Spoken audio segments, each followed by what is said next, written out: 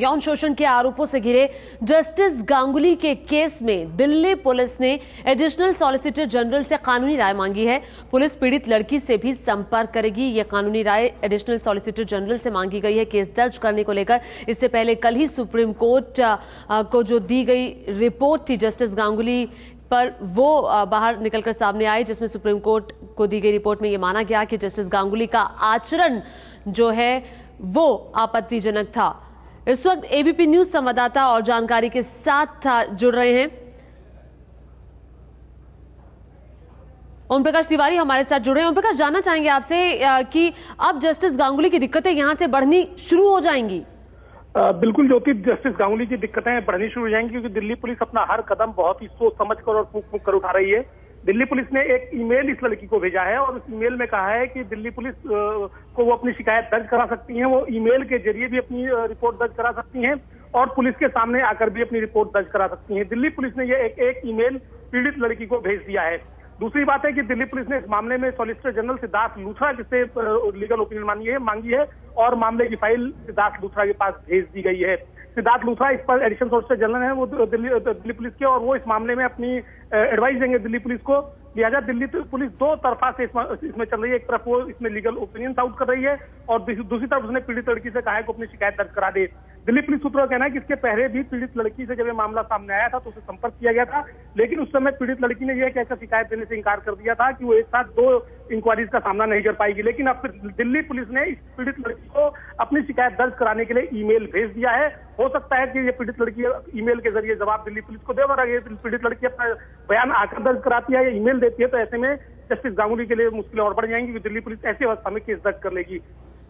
जी, तो दिल्ली पुलिस जो है वो दो जगह से संपर्क साधा हुआ है। एक तरफ एडिशनल सॉलिसिटर जनरल से ये राय मांगी गई है, कानूनी राय मांगी गई है, और वहीं दूसरी तरफ लड़की से भी दिल्ली पुलिस ने संपर्क किया है और कहा है, और एक ईमेल भेजा है। ईमेल का जवाब लड़की देती है या नहीं ये देखना होगा। लेकिन जो जांच कमेटी की रिपोर्ट सामने आई है उसमें कहा गया है कि हमने इंटर्न और पूर्व जस्टिस ए.के. गांगुली के बयान की बारीकी से जांच की है। कमेटी को लगता है कि 24 दिसंबर 2012 को इंटर्न पूर्व जस्टिस ए.के. गांगुली से मिलने होटल में गई थी जहां वो काम के सिलसिले में रुके हुए थे।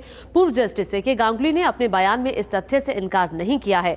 कमेटी को लगता है कि इंटर्न का बयान पहली नजर में यह खुलासा करता है कि रात 8 से 10:30 बजे के बीच होटल के कमरे में पूर्व जस्टिस ए.के. गांगुली ने इंटर्न के साथ बदसलूकी की है। और इसी मामले पर बीजेपी ने अब अपना हमला तेज कर दिया है। इसमें मुझे लगता है कि ये मसला बहुत बेहद गंभीर है, लेकिन इस पर सुषमा जी ने पहले ही उनसे इस्तीफे की अपेक्षा की है, मांग की है। मुझे लगता है वही हमारी लाइन है और इसमें हमें अभी कुछ जोड़ना नहीं है। तो बीजेपी लगातार मांग कर रही है कि जस्टिस गांगुली को इस्तीफा दे देना चाहिए पश्चिम बंगाल के मानवाधिकार आयोग के अध्यक्ष पद से। आपको बताते हैं कि जस्टिस गांगुली ने इस मामले में क्या कुछ कहा है और पीड़ित लड़की ने अपने बयान में क्या कहा है।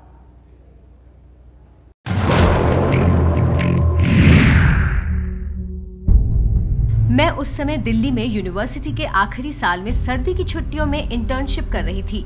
मैंने पुलिस बैरिकेड पार किया और काफी मेहनत के बाद सम्मानित और हाल ही में रिटायर्ड सुप्रीम कोर्ट जज को सहयोग देने पहुंच गई। मैं आखिरी सेमेस्टर से पहले उनके अंडर इंटर्नशिप कर रही थी। उस वक्त मेरे साथ 2 इंटर्न काम करते थे। एक शादी के बाद विदेश चली गई है, उसकी जगह ये लड़की आई थी। मैंने इसके लिए पोस्टर नहीं लगाए थे, वो खुद आई थी।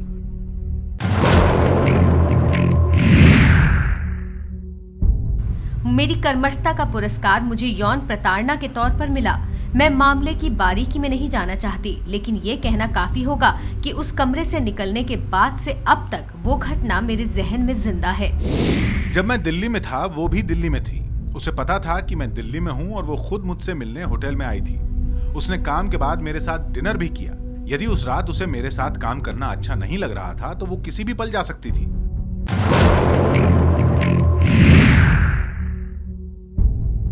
जो मेरे साथ हुआ वो मेरी समझ से परे था। बहुत देर से समझी कि मेरे साथ गलत हुआ है। मैं उस दुखद घटना को भूल जाना चाहती थी।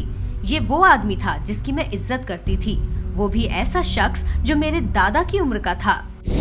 उसके बाद भी वो कई बार मिलती रही। वो मेरे घर भी आई थी। वो मेरी इंटर्न थी और मैंने उसके साथ हमेशा अपनी बच्ची की तरह बर्ताव किया।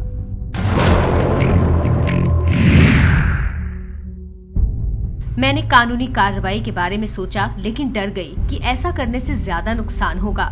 मुझे ये भी लगा कि ऐसे केस का क्या होगा जिसमें सीधे सबूत ना हो। कोई वजह नहीं है कि एक लॉ ग्रेजुएट ऐसे जज से केस जीत जाए जिसका रिकॉर्ड बेदाग रहा हो। मुझे लगता है कि मुझे शक की नजरों से देखा जा रहा है। मुझे बताना पड़ता है कि मैं झूठ नहीं बोल रही, मैं कोई कहानी नहीं बना रही। मैं अपमानित महसूस करती हूँ। मैं आरोपों से दुखी और आहत हूँ। मैंने जांच समिति को बताया है कि इंटर्न के सारे आरोप गलत हैं। मैं नहीं जानता कि ऐसे आरोप मेरे खिलाफ क्यों लगे। मैं ऐसे आरोपों को गलत कैसे साबित कर पाऊंगा?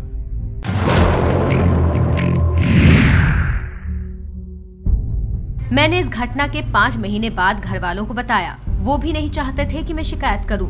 मैंने अपनी दादी को बताया कि मेरे साथ गलत हुआ है, तो उन्होंने मुझे समझाया कि इसे बड़ा मुद्दा न बनाऊं। मेरी माँ ने मुझे इसे भूलकर आगे बढ़ने के लिए कहा, इसीलिए मैंने औपचारिक तौर पर लिखित शिकायत दर्ज नहीं करवाई।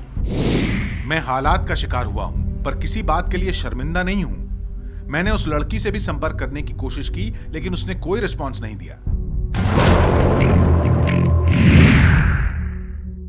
मैं कोर्ट में महिला वकीलों से अक्सर सुनती रहती थी कि कोर्ट में क्या क्या झेलना पड़ता है, लेकिन वो इसकी शिकायत नहीं करती और इसे कानूनी अंजाम तक नहीं पहुंचा पाती।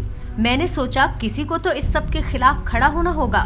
मेरा इरादा किसी पर उंगली उठाने, जांच कराने या मीडिया में तूफान खड़ा करना नहीं है। मैं चाहती हूँ कि देश की अदालतों में रोज होने वाली इस तरह की घटनाएं सामने आएं। मुझे उम्मीद है कि लोग मेरे काम का आकलन इस घटना के आधार पर नहीं करेंगे। इस तरह के आरोपों से सुप्रीम कोर्ट में ईमानदार जजों का काम करना मुश्किल हो जाएगा।